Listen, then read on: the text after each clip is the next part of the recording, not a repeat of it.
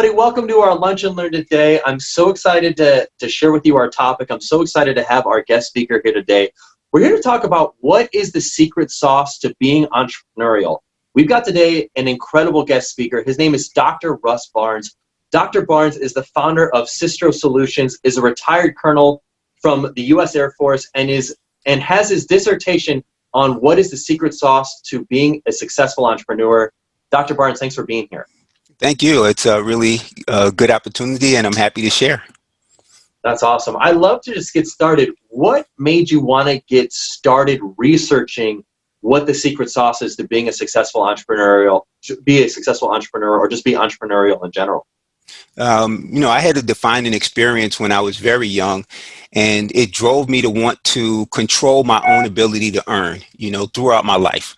And when I retired from the military after 27 years, it was the opportunity for me to actually do that. And as I walked down that path, I began to identify some things that didn't necessarily make sense to me. For example, as an officer in the military, we're responsible for national security, and you can't guess, and you can't just have this trial and error approach to that. You have to have some frameworks in place that guide your actions so that you can have a certain a surety about what those outcomes will be.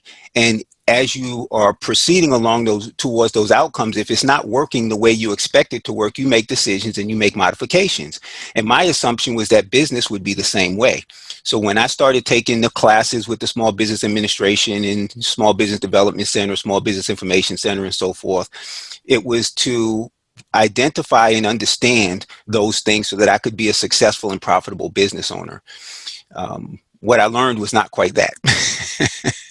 There's a point in your business when you have a good business model, you're generating some revenue, but you're really struggling to get to that point where you are generating enough revenue to live the lifestyle that you anticipated when you first started.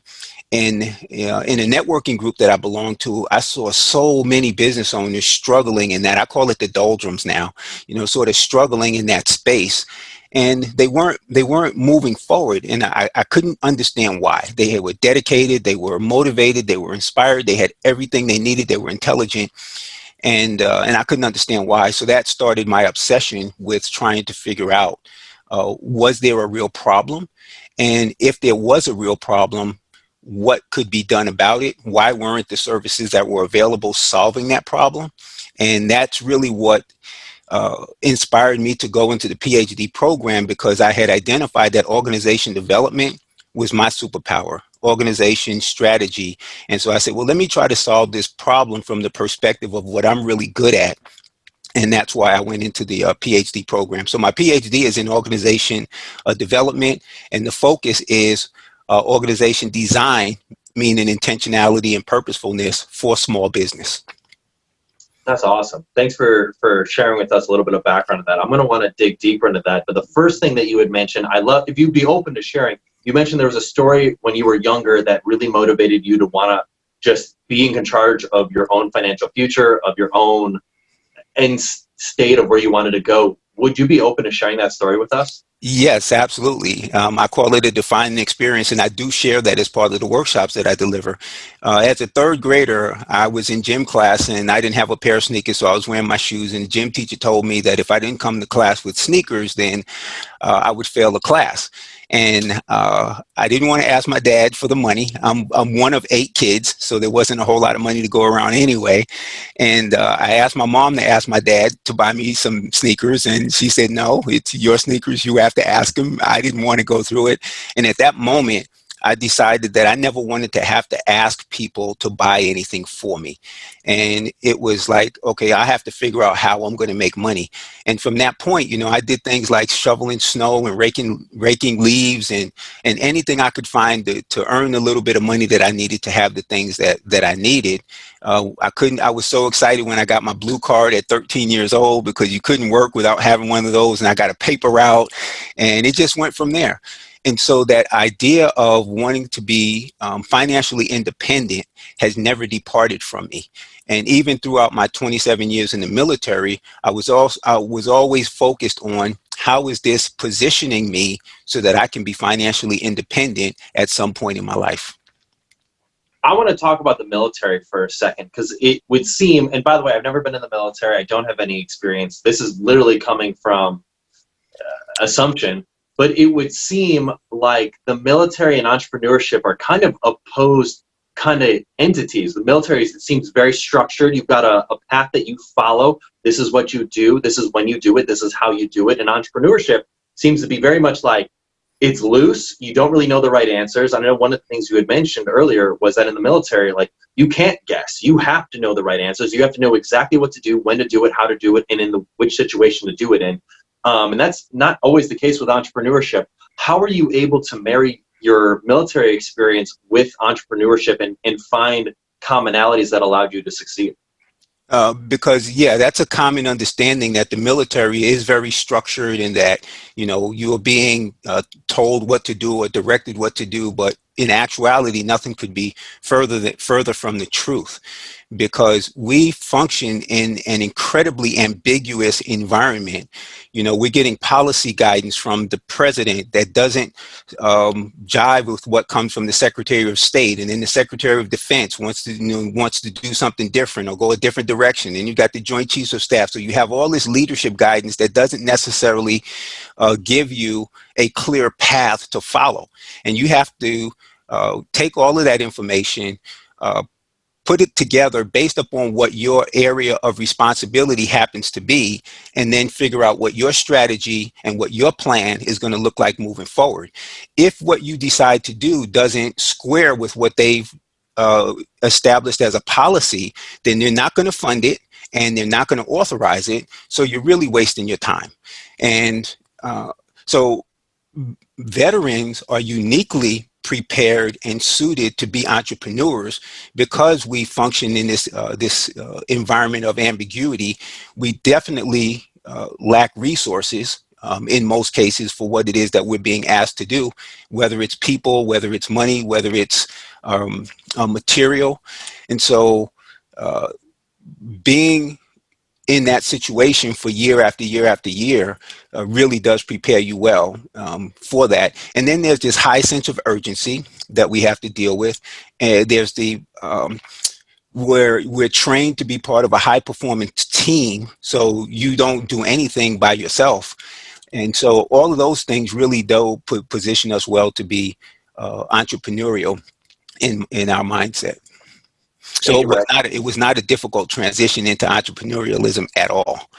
That's awesome. Thanks for educating me. I didn't realize a lot of that stuff, so that makes a lot So of sense. let me give a clarity. Here's why most people think that the military is so structured, is because at the very beginning, when you first come in, it is incredibly structured because you don't know anything. You don't know how to perform. You don't know the culture. You don't have any skills that are up to the standards of the military. So your first term is very structured. So people who leave the military after their first term tell everybody, well, I left because it was too structured and they told me what to do and I had to get up in the morning and go do PT and I had to run and I had to do all this stuff. Well, after that first term tour of service, then you become essentially a full up and capable individual, and now the expectations change. Now you're expected to be a supervisor, you're expected to be an instructor, you're expected to be creative and innovative in your solutions. Don't bring me a problem if you're not going to bring me some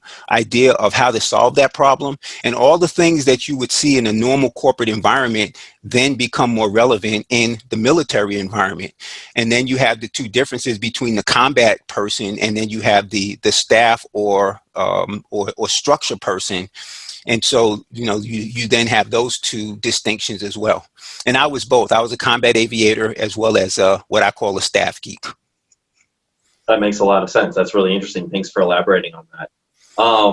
The question I love to then ask, because I know a lot of the people watching this, they may not necessarily be the owner of their own company per se, but they might think to themselves, are there things that I can do entrepreneurially within the role that I'm at? I love to learn. Is that something that they can start doing? And if so, how?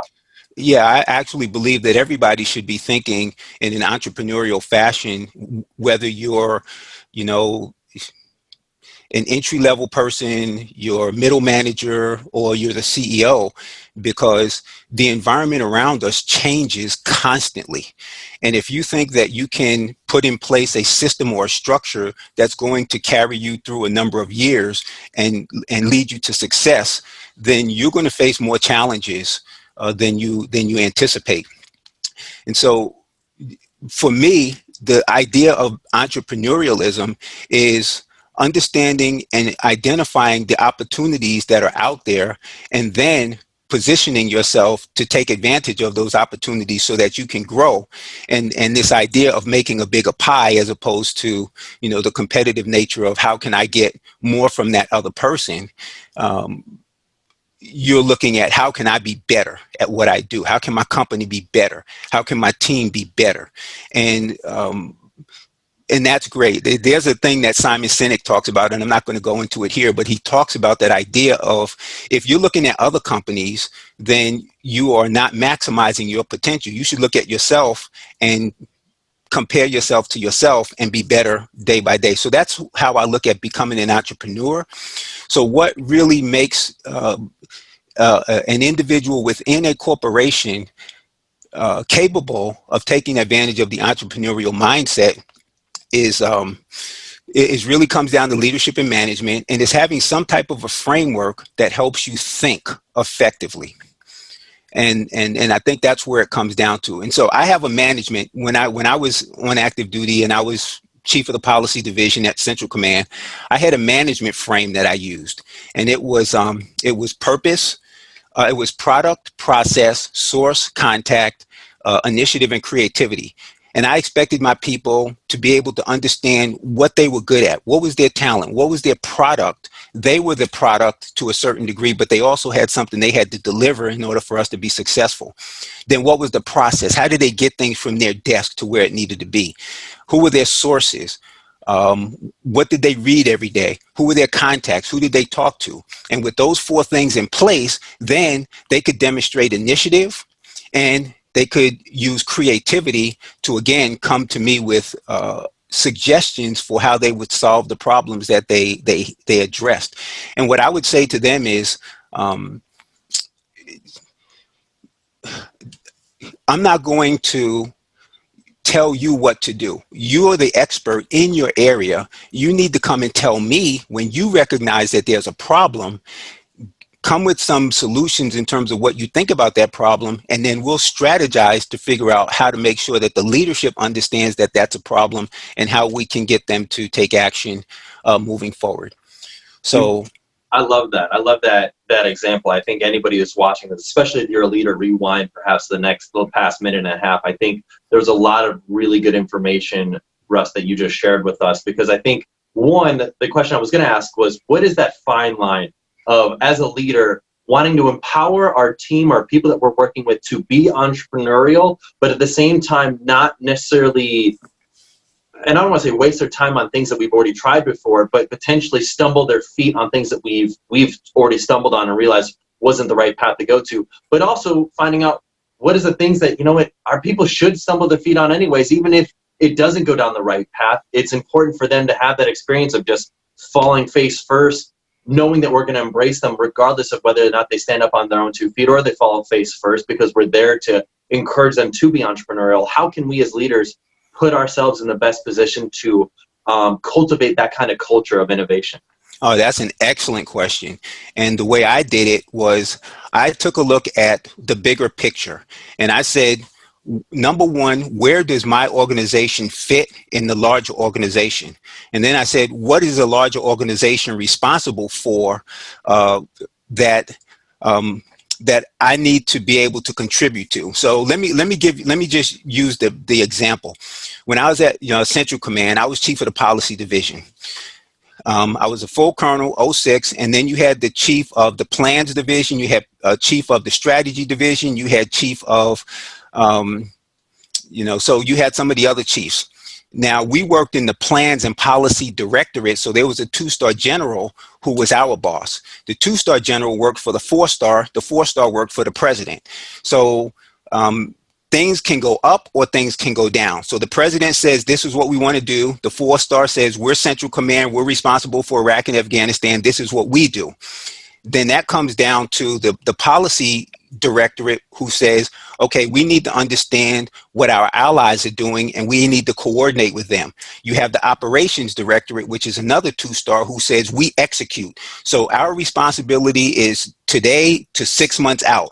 Policy is 6 months out to maybe 2 to 5 years out. So now I looked at my division and said, okay, we're the policy division, so we need to understand whether the president is actually saying what he wants us to do, or if he's just, talking to the press, so to speak. How do we coordinate that with what the Secretary of State says, with what the Secretary of Defense says? We need to understand that. That's our job. That's what we contribute. And so now everybody in my division is focused on understanding strategic policy, national policy, and regional policy, which are our allies. So now that everybody understands what the bigger picture looks like, I can then put them in position. So I had one person responsible for Iraq, one person responsible for Afghanistan, one person responsible for strategic policy, one responsible for national policy. Now, because we are experts in our space, we can begin to focus in and become the expert at our knowledge and our information. That's where sources and contacts come in. Who do you talk to? What do you read? Where do you place your knowledge? Now, they are autonomous because the person in Iraq says, all I need to do is know everything there is to know about what's going on in Iraq. And so now when they come into me, they've read everything they could get their hands on. They've talked to people out there in the field. They know what the challenges are from the 4-star, because that information comes down to us in terms of what questions they have.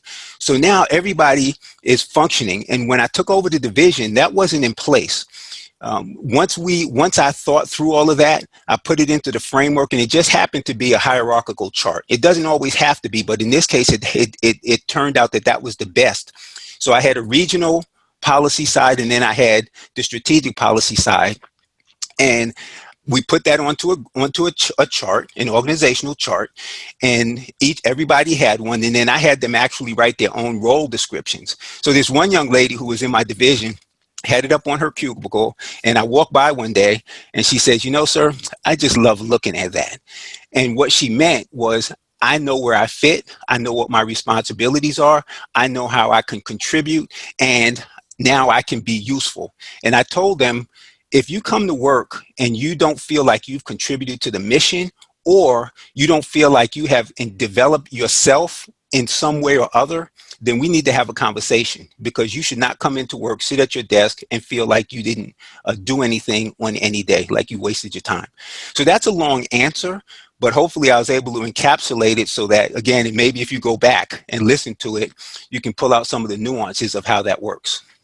Yeah, that's a great example. I really love that. I think you put that, you brought that full circle really nicely. What I really enjoyed about that, and if I'm hearing you right, kind of to parse it down into like a 2-second snippet, was, as a leader, to empower our people to be entrepreneurial, we need to give them the framework of what they're doing within what they're doing, but give them the free reign to go ahead and do it. And let them know that we're not telling them how to do their work. We're just saying, this is the outcome that we need to achieve.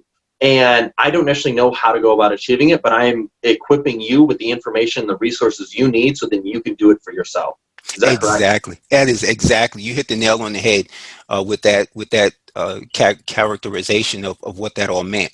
And as a leader, then now I can be a more effective leader, because I put an effective management structure in place that they all understand.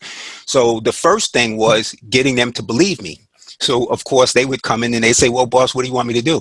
And I'd say, well, it's your responsibility to know everything about this area. So know everything about that area. And then when you see that there's a problem, come and let me know, and let's have a conversation about that. It took a little while for them to get used to that, because that wasn't the norm of the way things work. They were used to being told what to do, and then have somebody, or not necessarily told what to do, but given a task to do, and then having somebody check on them to see if the task was done. Now, all of a sudden, it's a little bit different. You mean I get to choose my task? So part of my leadership then was to say, I'm going to get tasks from my boss. Some of them are going to be policy tasks and some of them are not. If I get a task that's not a policy task and I have somebody in my division try to chase that down, there's going to be a disconnect, and they're no longer going to believe that what I said I would do, I would do. So I had to be a real filter to say, okay, if something comes down and it's not a policy task, I need to figure out who else gets that. And if nobody wants to take it, then I need to dispatch it without unduly burdening the people in my division doing something that that they're not supposed to be focusing on doing.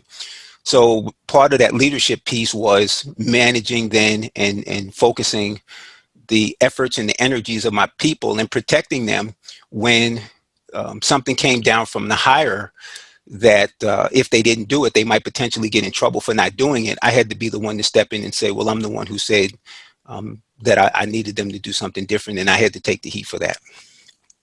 Yeah, I think that makes a lot of sense. I think that's very consistent. I know you mentioned Simon Sinek earlier, but he's got a book called Leaders Eat Last. It's all about that, of just as a leader, you step up for your team and you kind of take the heat for anything going on, because either way, I mean, I think a guy named Jocko Willink has talked about it, of just radical accountability. At the end of the day, if something went wrong, it's our fault.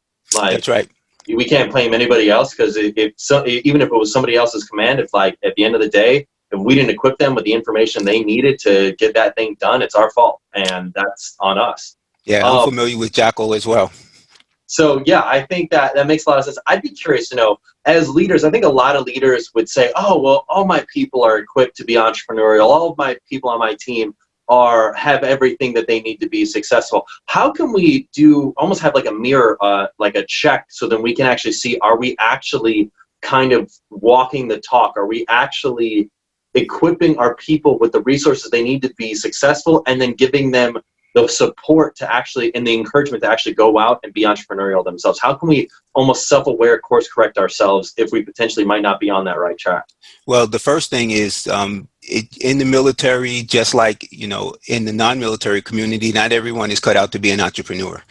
And you have to assess the people that you are bringing into your organization for their entrepreneurial skills, for their entrepreneurial mindset. And what I used as a measure was motivation and enthusiasm. So when I interviewed someone to come into the policy division, I would have conversations about what we did in the policy division.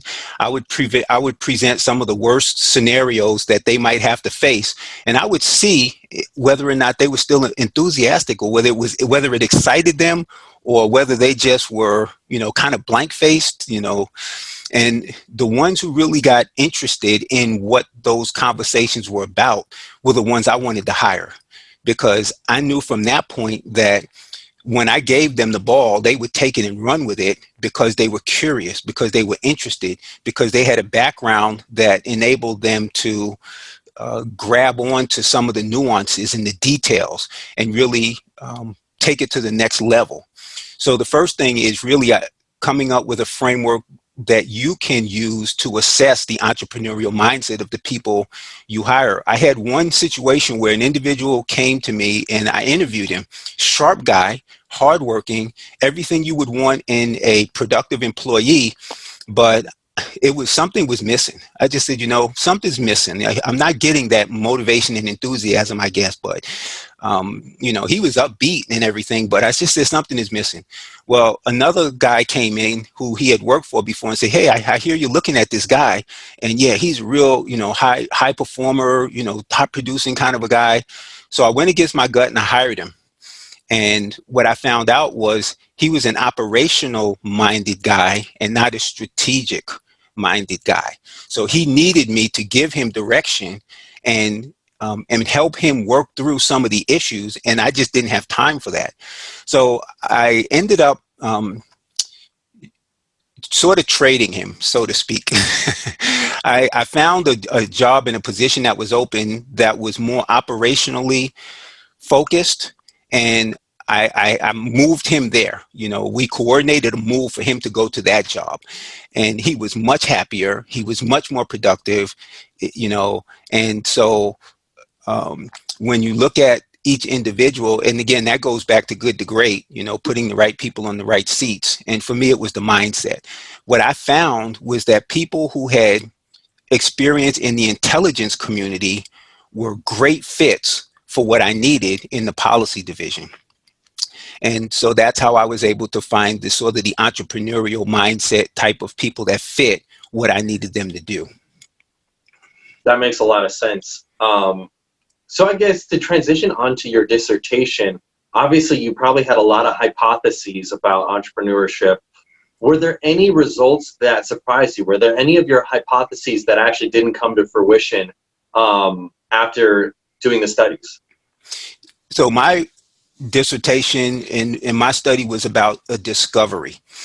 So I did go in with a model that I had created that was designed to help small business owners have some sort of guidance or some sort of template that they could use. And I went into the PhD to prove that model. So the surprise to me was that while that model was effectively constructed, it didn't accomplish what I needed it to accomplish, which was rapid revenue followed by sustained growth. It was still a little bit on too much of a high level for the small business owner who doesn't have time, who doesn't have resources, and who doesn't have people. So from that model, I needed to create a second model, which I call a progression model. And then I created a third model, which is the operational model. And then I finally landed on basic business fundamentals. Now, I'm an athlete, and my sport of choice was basketball. And in basketball, if you can't dribble, pass, or shoot, you can't play the game. Those are the basic ingoing fundamentals. In any skill-based activity, there are basic fundamentals. If you're going to play music, you have to be able to play the scales. Just some basic things that you have to know to build upon.